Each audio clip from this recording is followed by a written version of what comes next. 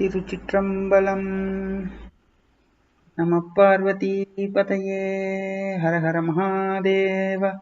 தென்னாடுடைய சிவனே போற்றி, எந்நாட்டவர்க்கும் இறைவா போற்றி. Thirumurai in Tamil means holy division. So it's a very simple explanation. Thiru means holy and Murai means division. It is a compilation of songs or hymns praising of Lord Shiva that were compiled between the 6th and the 11th century by various poets, saints in the South India. Panniru Thirumurai is the collection of 12 holy scriptures written by 27 marvelous devotees in the Tamil language. Panniru means 12. One cannot skip the Thirumurai contents in their efforts to spread Saiva Siddhantam. These are highly respected scriptures of Tamil Saivites. The philosophers who came in the later days, like the Sanatana Kauravas, who wrote the Saiva Siddhanta text, and others like Thayumanavar, Ramalinga Vallalar, they have all adored these scriptures and their authors in their works as well. The first letter in the first Thirumurai begins with the Tamil alphabet To. To can be separated as the மெய் எழுத்து It plus the உயிர் எழுத்து O. The first word in the last Thirumurai, that is the Periya Puranam, is Ulagelam. In that, the last letter is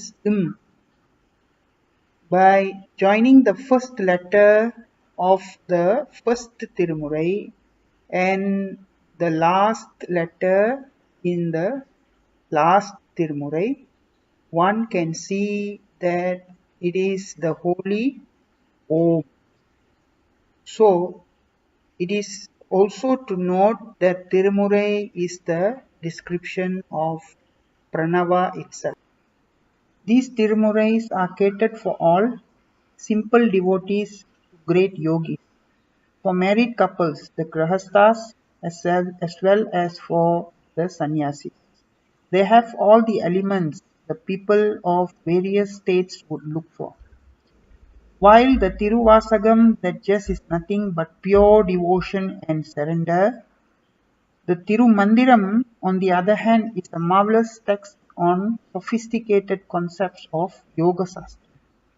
The Tirutantakam of Upper Tirunavukarasar are very simple to pass rich concepts of devotion. And there are some hymns from Tiruñana Sambandar that dwells in the beauties of Tamil grammar and music. These have the songs praying for good family and material life. At the same time, those of devotees like Patinathar who praise the sannyasi life. These 12 Tirumurais are arranged in 4 main categories. They are Stotiram, or in Sanskrit you say Stotram, meaning to say to praise, which are the first 9 Tirumurais. Sastiram basically means guidelines, which is the 10th Thirumurai, namely Tirumandiram. Prabandham, assorted, which is the 11th Thirumurai. It is called as Prabandham because the songs in these are composed of various language constructs. And finally, the category is called Puranam, which is history. which is the 12th Thirumurai itself. Let the greatness of Thirumurai shower wisdom in our minds. In this era, we often only relate to Thirumurai as hymns recited during funeral ceremonies, and that limits the tradition and richness of the Tamil culture.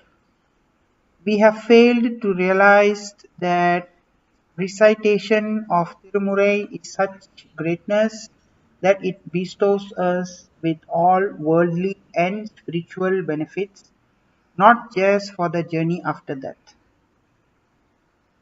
What more to say when Sivapuranam was actually handwritten by Lord Shiva himself, while Manikavasagar recited the verses. Looking back at the history of saints, they have experienced miracles through these recitations. For example, the Kolaru Padikam by Tirunjana Sambandar helps us overcome misfortunes caused by one's horoscope planetary positions. The Thiruvampavai by Manika Vasagar was dedicated for young ladies who wish to be married to good men. The Namasivaya Tirupathikam by Tirunavukarasar, which talks about the essence of Panjakshara Mantra, Namasivaya, which helps us overcome all kinds of obstacles by just surrendering to God. So the list can go on and on. There are about 27 great saints who gave us the holy text of Thirumurai. They are like the 27 constellations of stars in the sky. Starting with Tirunjana Sambandar, Tirunavukarasar, Sundarar, Manikya Tirumaligai Devar, Sendanar, and so on. So far we have briefly spoken about the greatness of the Tirumurais. Now I will dwell into a little bit of the history on how the Tirumurais were discovered. So it was King Rajaraja Sola who lived between the year 985 to 1013. He was a staunch devotee of Lord Shiva, and yes, he is the person who built the Tanjavur Periya Koil, Brihadeshwarar temple in Tanjavur. So he undertook a mission to recover these hymns after hearing a few renderings of these uh, poems in his court. So he sought the help of Nambiandar Nambi, who was a priest in a temple. It is believed that with God's intervention, Nambi found the presence of these hymns. Unfortunately, the hymns were all in the form of palm leaves and half eaten up by white ants in the chamber. It was located in the second precinct in Thillai Natarajar temple at Sidambaram. Though the local Dikshidhars, they are called as the Thillaival Andanar from Sidambaram, opposed this mission, the king intervened and helped Nambi procure the scripts and complete his task of compiling and arranging them. It is a belief amongst the Thillaival Andanar that the chamber which has got the Tirumurai can only be opened with the presence of the Nalvar. Nalvar here referring to Tirunjana Sambandar, Appar, Sundarar and Manikyavasagar. They have been told by their ancestors that at some day these four will be present to recover the hymns, and hence beautiful statues of the Nalvar were carved and brought into the temple of Thillai Chidambaram via a grand procession, and with their permission the chamber was opened to retrieve the Thirumurai. Nambi Andar Nambi arranged the works of three famous saints, Tirunjana Sambandar, Tirunavukarasar or Appar, and Sundarar Murthy Nayanar in the first 7 volumes. These 7 volumes came to be known as Devaram. Of these 7 volumes, the works by Tirunjana Sambandar constitutes the first 3 volumes, Tirumurai 1, 2 and 3, and is known as Tirukadaikkapu. Similarly, the works of Tirunavukarasar constituted the next 3 volumes, came to be known as Appar's Devaram. Sundarar Murthy Nayanar's works constituted a single volume, Thirumurai 7, and it is called as Tirupattu.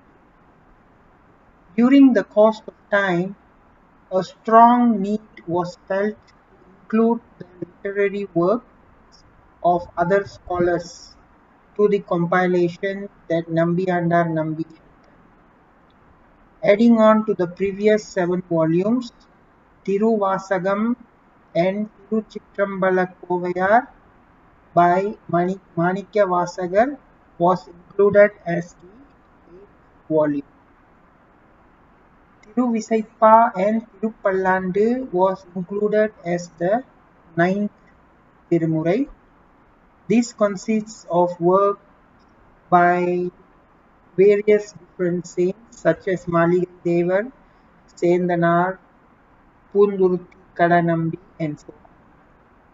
Tirumandiram by Tirumular became the 10th volume. Prabandham became the 11th volume.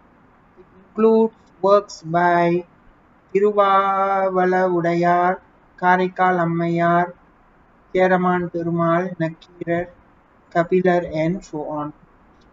Nambiyandar Nambi's renditions itself was included as part of the 11th Tirumurai. It is significant to note that the ruling Chola king at that time was so impressed by Nambi's songs that he requested his songs to be included in this Tirumurai 11. Sekilar's Periya Puranam, composed much later, probably a century later, contains the live depiction of all the 63 Nayanmars. Impressed by Sekilar's work, King Kulatunga Chola re-terrestrialized these as Tirutondar Puranam and made these the 12th Tirumurai. When Nambi and the king went to Thillai and opened the specified place, they were disappointed to see that most of the invaluable gems were actually eaten up by termites. A great loss, they thought. At that time, the Lord's voice stating that whatever is required were left consoled them. What they could recover was just less than 10% of the whole hymns. A kind request to everyone to continue to treasure the Tirumurai. Siva Tiruchitrambalam.